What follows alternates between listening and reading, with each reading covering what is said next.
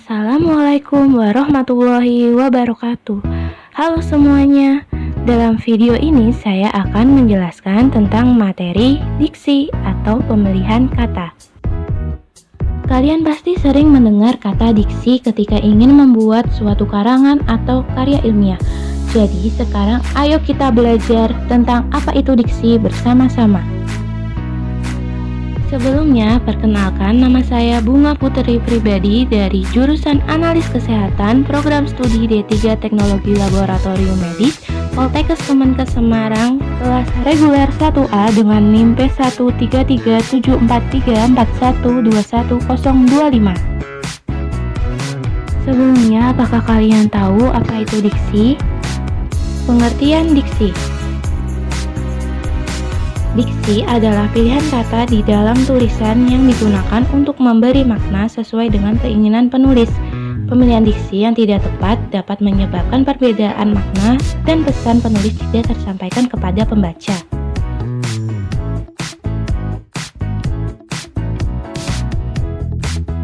Selanjutnya, dalam materi diksi, saya akan menjelaskan beberapa subbab, yaitu yang pertama ada persyaratan diksi.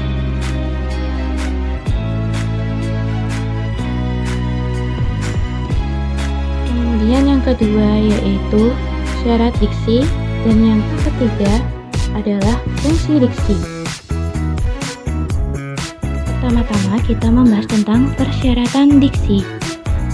Dan persyaratan diksi yaitu dalam memilih kata-kata ada persyaratan yang harus dipenuhi, yaitu persyaratan ketepatan dan persyaratan kesesuaian. Lalu apa yang dimaksud persyaratan ketepatan dan persyaratan kesesuaian? Persyaratan ketepatan adalah kata-kata yang dipilih dapat mengungkapkan dengan tepat apa yang ingin diungkapkan oleh penulis sehingga tafsiran pembaca sesuai dengan apa yang dimaksud penulis. Lalu ada persyaratan kesesuaian, yang berarti kata-kata yang dipakai sesuai atau cocok dengan kesempatan dan keadaan pembaca. Yang kedua yaitu syarat-syarat diksi. Dalam syarat diksi terdapat ada makna denotatif dan makna konotatif.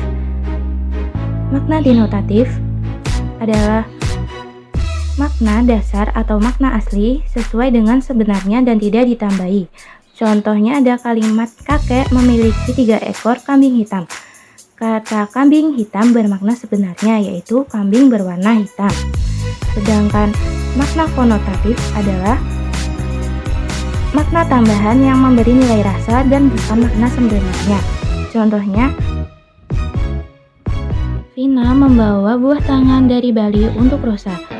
Kata buah tangan memiliki arti oleh-oleh. Syarat diksi selanjutnya yaitu ada makna umum dan makna khusus. Makna umum yaitu memiliki makna yang lebih luas dan pemakaiannya lebih luas. Contohnya kata bunga. Bunga di taman itu sangatlah indah. Selanjutnya ada makna khusus, memiliki makna yang lebih spesifik dan mendetail, sehingga pemakaiannya lebih terbatas. Contoh bunga mawar. Contoh kalimat, kakak membeli bunga mawar untuk ibu. Selanjutnya ada kata konkret dan kata abstrak. Kata konkret, kata bersifat nyata dan bisa dirasakan, dilihat oleh panca indera, contoh meja. Kata abstrak, yaitu kata yang hanya bayangan atau imajinasi dan tidak bisa dilihat, contoh cantik.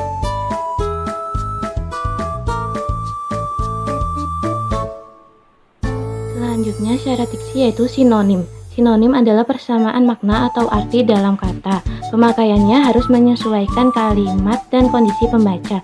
Contoh, kata muka bersinonim paras, wajah, dan tampang. Kata kajian dan kata populer. Kata kajian itu banyak orang yang belum mengenal karena bersifat khusus atau ilmiah, karena hanya digunakan oleh ilmuwan atau orang berpendidikan. Biasanya digunakan untuk penelitian atau karya ilmiah. Selanjutnya kata populer yaitu banyak orang yang sudah mengenal dan memakainya dalam percakapan sehari-hari karena bersifat umum dan menyesuaikan kondisi. Contoh kata kajian dan kata populer. Kata kajian signifikansi, kata populernya bermakna. Kata kajian paralel, kata populernya sejajar. Kata kajian stadium, kata populernya yaitu tahap, kata kajian volume, kata populernya, isi, dan sebagainya. Kalian bisa lihat pada slide ini ya. Selanjutnya dalam syarat diksi ada jargon dan slang.